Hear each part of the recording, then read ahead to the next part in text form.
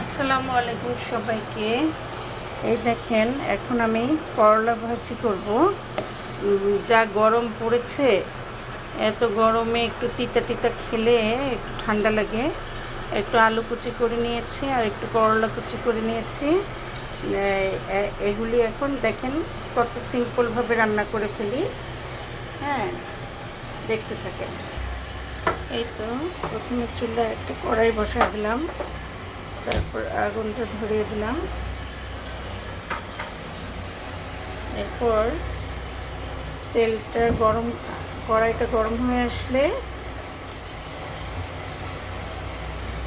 এখানে অল্প একটু তেল দিব।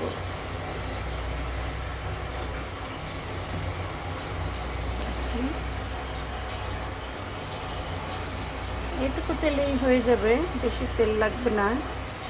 বেশি তেল দিলে আবার খেতে আমার জন্য সমস্যা, যেহেতু আমি হাই প্রেশারের রুগী, তাই তেলটা একটু কম খাওয়ার চেষ্টা করি। লবণ, তেল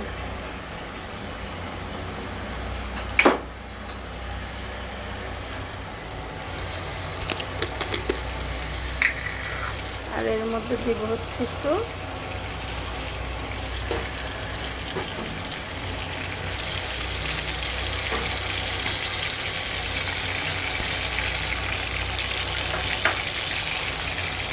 এখানে এগুলো পাঁচফোড়ন।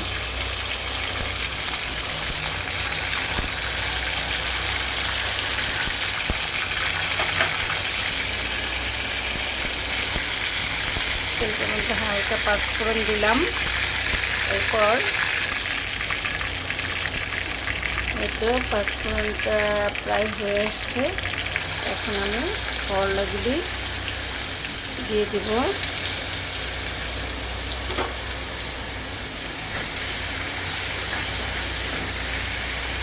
পেঁয়াজ রসুন কিচ্ছু লাগবে না, এমনি করে একবার সবাই শর্টকাট ভেজে দেখবেন কতটুকু টেস্ট হয়।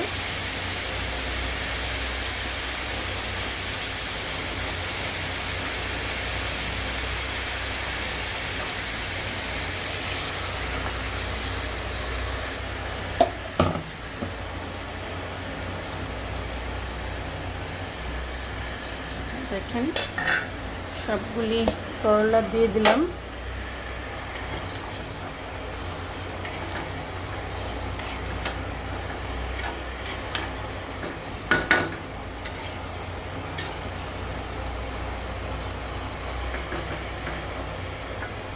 এখন এখানে আর দুটো জিনিস মিক্সড করব, সেটা হচ্ছে হলুদ আর লবণ। দেখেন, তো লবণটা দিয়ে দিচ্ছি পরিমাণ মতো, যে যতটুকু খাবেন জাস্ট ততটুকুই দেবেন। ভাতের সাথে যদি কাঁচা লবণ খান তাহলে তরকারিতে লবণটা কমই দিবেন ভাজিটাতে। আর যদি ভাতের সাথে কাঁচা লবণ না খেয়ে থাকেন তাহলে লবণটা একটু বেশি করে দিলে ভালো হয়।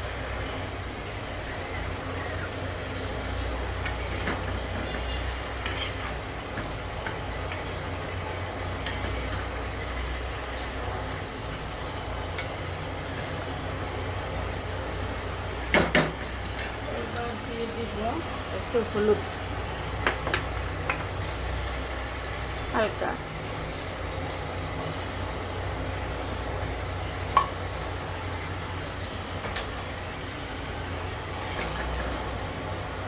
হলুদটা দিলাম, না দিলেও হয়, দিলাম কারণ কালারটা একদম ফ্যাকাশে না হয়ে একটু কালারফুল হলে খাওয়া যায় আর কি।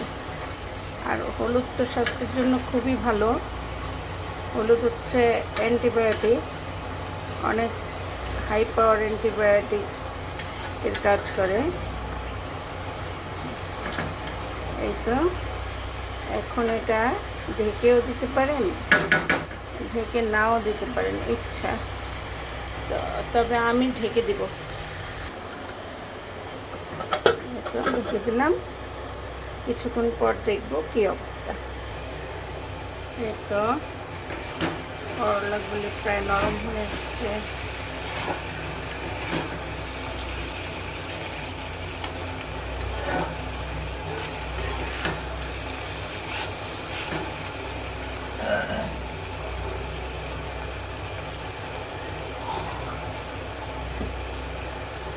দেখেন আর একটু হবে। এই তো করলাতে কতগুলো কাঁচামরিচ কুচি করে দিলাম, কেটে মানে 2 ভাগ করে দিলাম। এখন এগুলি নাড়তে নাড়তে হয়ে যাবে।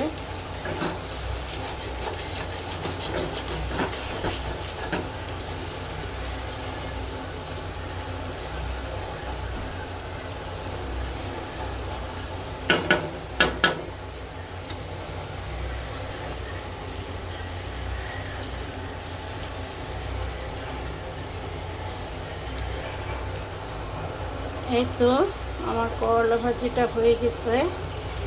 এখন আমি চুলাটা বন্ধ করে দেব। হ্যাঁ, আর ওদিকে গরম গরম ভাত হয়ে গেছে। করলা ভাজি দিয়ে গরম ভাত খুব মজা লাগবে।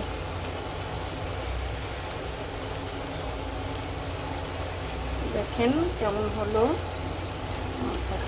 ভাজিটা। এই যে